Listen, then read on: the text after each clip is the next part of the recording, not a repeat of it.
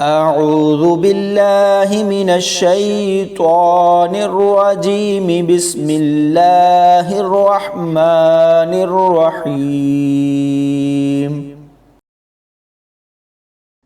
يا أيها الذين آمنوا لا يبلونكم الله بشيء من الصيد تناله أيديكم ورماحكم ليعلم الله من يخافه بالغيب فمن اعتدى بعد ذلك فله عذاب أليم يا أيها الذين آمنوا لا تقتلوا الصيد وأنتم حرم ومن قتله منكم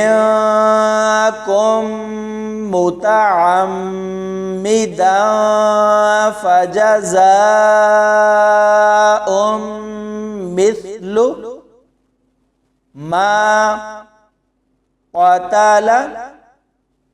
من النعم يحكم به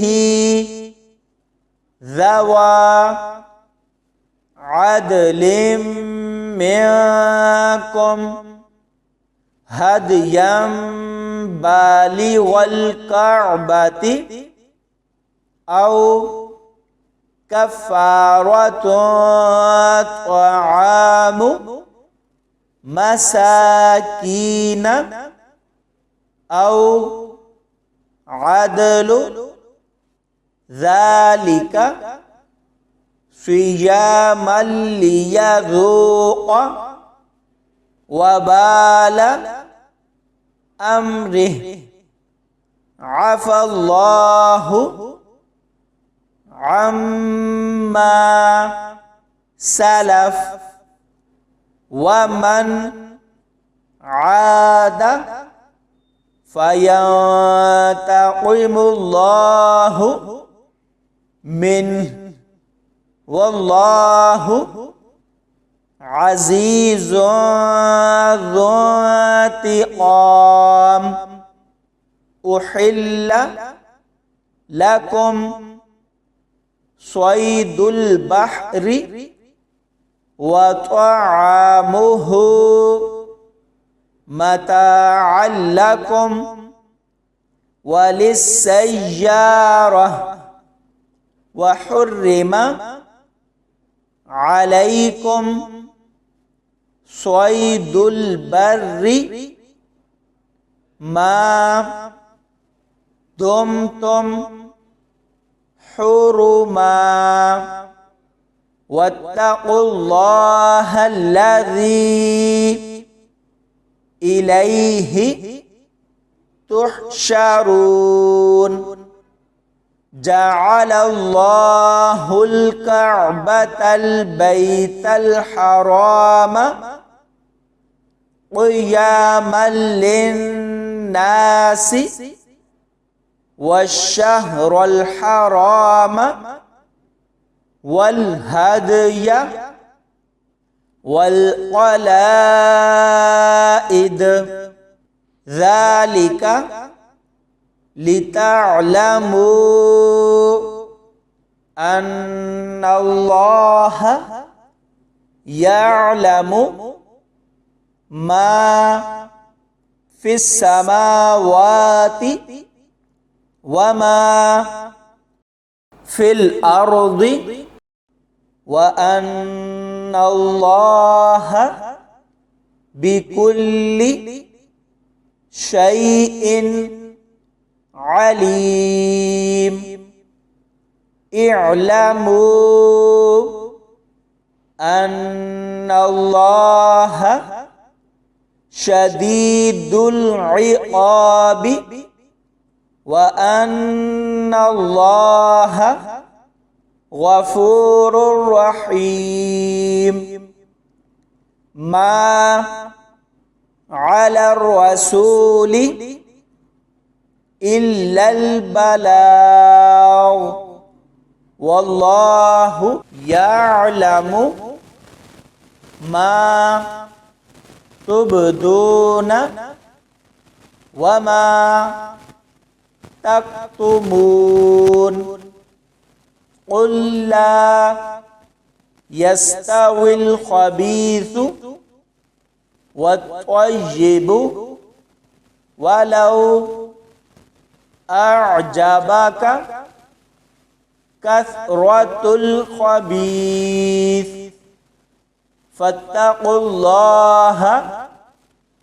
يا أولي الألباب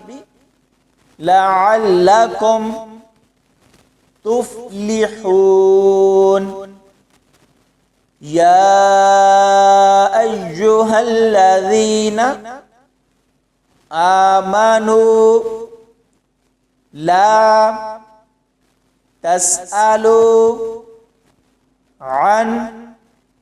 أشياء إن تبد لكم تسؤكم وإن تسألوا عنها حين ينزل القرآن تبد لكم عفى الله عنها والله غفور حليم قد سألها قوم من قبلكم ثم أصبحوا